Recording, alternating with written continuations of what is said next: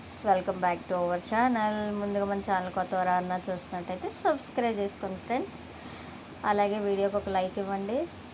కొత్తగా పెళ్లి చేసుకుంటున్న కొత్త పెళ్లి జంటకి మీ ఆశీర్వాదం అందించండి, విష్ చేయండి. అందరూ కూడాను చూస్తున్నారు కదా, ఎప్పుడైనా క్రిస్టియన్ మ్యారేజ్ చూసారండి? నేను కూడా ఇదే ఫస్ట్ టైం అండి క్రిస్టియన్ మ్యారేజ్ అయితే చూడడం. చర్చికి వెళ్ళడం కూడా, చర్చిలో పెళ్ళి చూడడం ఫస్ట్ టైము, క్రిస్టియన్స్ మ్యారేజ్ చూడడం కూడా ఫస్ట్ టైం అనండి.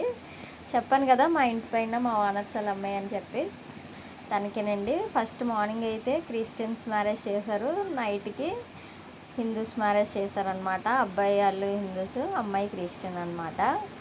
చూస్తున్నారు కదా, మనం ఎలా ఎంగేజ్మెంట్ చేసుకుంటామో హిందూస్లో, సేమ్ వాళ్ళకి కూడా అలాగే రింగులు అయితే తొడిగించారండి.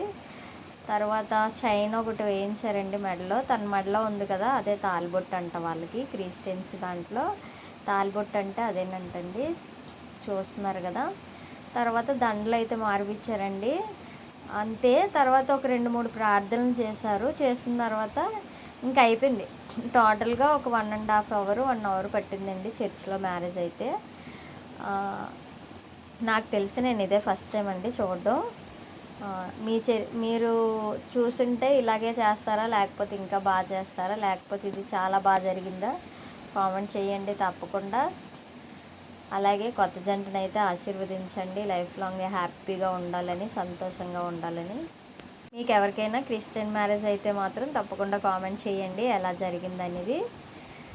తప్పకుండా మా చెల్లికి అలాగే వాళ్ళ ఆయనకి విష్ చేయండి, మర్చిపోకుండా విష్ చేయాలి మీరు. మీ బ్లెస్సింగ్స్ వాళ్ళిద్దరికీ కూడా ఉండాలి.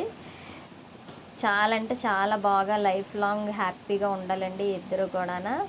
ఇద్దరు చాలా మంచి వాళ్ళు.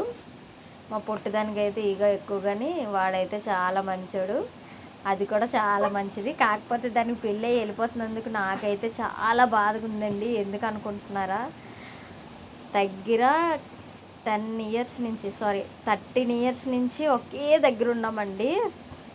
అలాగే మా పిల్లల్ని నేను ఎక్కడికైనా వెళ్ళిపోతాను ధైర్యంగా అంటే, అది ఉంటే ధైర్యంగా వెళ్ళిపోతానండి, చక్కగా చూసుకుండేది పిల్లల్ని.